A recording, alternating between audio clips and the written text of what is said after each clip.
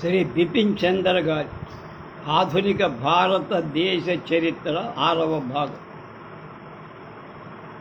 8/7/20.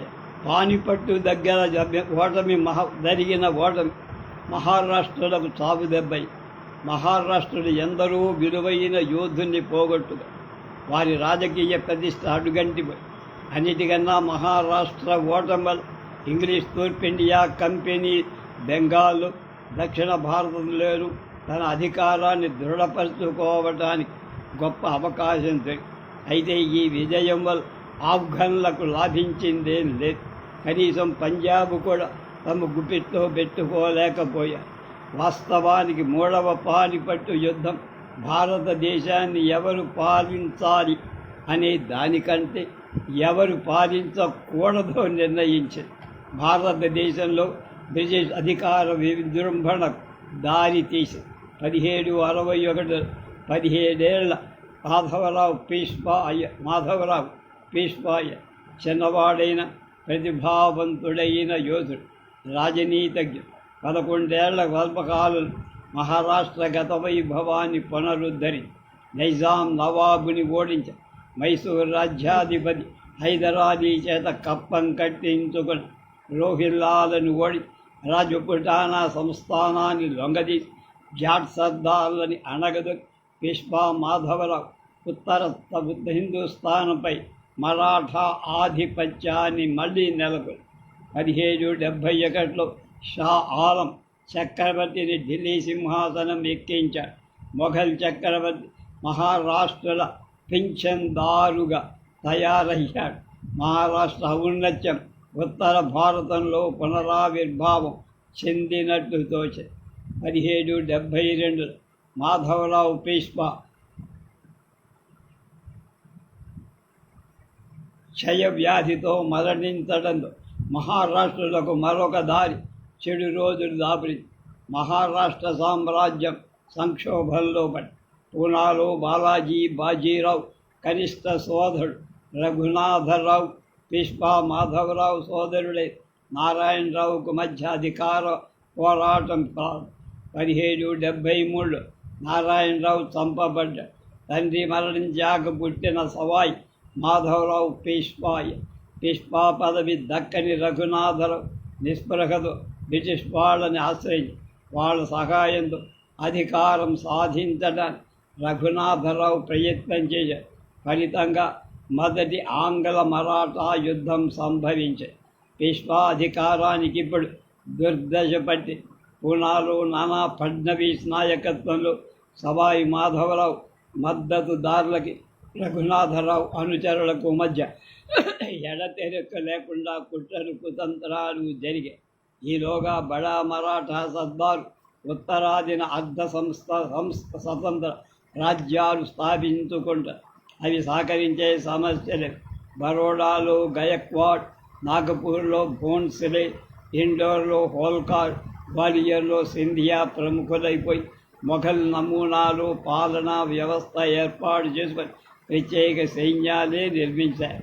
పీష్వా పట్ల వాళ్ళ విధేయత మరీ నామమాత్రమైపోయి పైగా వాడు పూనాలు వైరిపక్షాల వైపు చేరి మహారాష్ట్ర సామ్రాజ్య శత్రువులతో మంతనాలు సాగి ఉత్తర హిందుస్థానంలో మరాఠా ప్రభువుల్లో మహదాజీ సింధియా ఒక ముఖ్యుడు. ఫ్రెంచ్ అధికారుల తోడ్పాటుతో చాలా శక్తివంతమైన సైన్యాన్ని నిర్మించి 1784లో షా ఆలం చక్రవర్తిని గుప్పిట బిగించుకుడు. కానీ ఆయన శక్తియుక్తుల్ని నానా ఫడ్నవీసుకు వ్యతిరేకంగా కుట్రలు కుతంత్రాలు పన్నడంలో వ్యర్థమైపోయాయి. పైగా ఆయన ఇండోర్ హోల్కార్ బద్ధశత్రు. మహదాజీ నానా ఫడ్నవీస్ వీళ్ళిద్దరూ 1800లో మరణించారు. 18వ శతాబ్దిలో మహారాష్ట్రలో అధికారాన్ని పైకి లేవనెత్తిన ఇద్దరు యోధులు రాజనీతిజ్ఞులు రాలిపోయారు.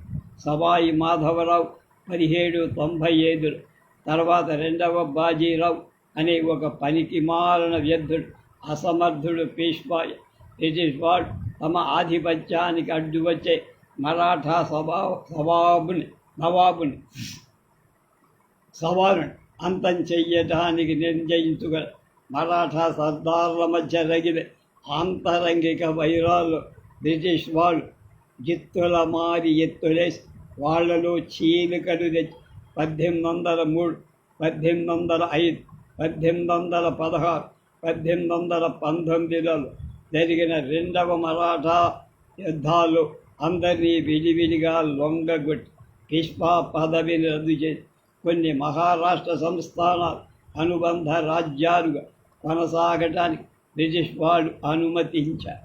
మొఘల్ సామ్రాజ్యంపై అదుపు చెలాయించి విశాల భారత భూభాగం తమ సొంత సామ్రాజ్యం స్థాపించుకోవాలనుకున్న మహారాష్ట్ర స్వప్నం కేవలం కలగా మిగిలింది. మొఘల్ సామ్రాజ్యం ఏ క్షీణయుగ సాంఘిక వ్యవస్థకి ప్రాతినిధ్యం వహించిందో అదే క్షీణ వ్యవస్థకి మహారాష్ట్ర సామ్రాజ్యం ప్రాతినిధ్యం వహించింది. కాబట్టి మొఘలు ఏ అంతర్గత బలహీనతల వల్ల దెబ్బతిన్నారు అవే మహారాష్ట్రని కూడా దెబ్బతీశారు. ఈ మౌలిక కారణాల వల్ల విశాల సామ్రాజ్యాన్ని ఏలాలని మహారాష్ట్రులు కల ఫలించలేదు. మహారాష్ట్ర సరంజామీ పద్ధతి మొఘల్ జాగీర్ పద్ధతిని పోలి ఉన్నట్టుగా మరాఠా సర్దార్లు కూడా అచ్చు కడపటి మొఘల్ కాలం నాటి జాబీర్లాల తమ్ముళ్లలాగా తయారు. శక్తివంతమైన కేంద్ర ప్రభుత్వాధికారం సాగినంతకాలం ఉమ్మడి శత్రువైన మొఘల్ చక్రవర్తి వ్యతిరేకంగా మహారాష్ట్రలు సమైక్యంగా ఉండాల్సిన అవసరం గుర్తుంచుకున్నంత కాలం అందరూ ఒక కూటమిగా ఉండాలి. కానీ అవకాశం రాగానే ఎవరికి వాళ్ళు స్వతంత్ర పరిపాలనాధికారం ప్రకటించుకోవటానికి మొగ్గుతూ మొఘల్ సర్దార్ల కన్నా మరాఠా సర్దార్లు ఇంకా క్రమశిక్షణ లేని వాళ్ళైపోయారు. కనీసం వాళ్ళు ఒక నూతన ఆర్థిక పద్ధతిని రూపొందించారా అంటే లేదు. విజ్ఞాన సాంకేతిక శాస్త్రాలు వాడు ప్రోత్సహించలేకపోయారు. వ్యాపార వాణిజ్యాలు బొత్తిగా శ్రద్ధ చూపరు. వాళ్ళ రెవెన్యూ విధానం మొఘల్ పద్ధతికి నకలుగా తయారు. వాళ్ళ పరిపాలనా నిర్వహణ కూడా మొఘల్ అడుగుజాడల్లోనది. మొఘలుల మాదిరిగానే మహారాష్ట్ర ప్రభుత్వం కూడా నిస్సహాయులైన రైతాంగాన్ని ముక్కుపిండి పన్నులు వసూలు చేసుకోవడం మీదనే ప్రధానంగా దృష్టి కేంద్రీకరి. ఉదాహరణకు మొఘల్ ప్రభుత్వం మాదిరిగానే మహారాష్ట్ర ప్రభుత్వం కూడా పండిన పంటలు దాదాపు సగం శిస్తు కింద వసూలు చేసి కనీసం మొఘలుడు సౌష్ఠవ పరిపాలనైనా చేశారు. మహారాష్ట్రులు తమ రాజ్యానికి వెలుపల ఉన్న భూభాగం అది కూడా చెయ్యలేకపోయారు.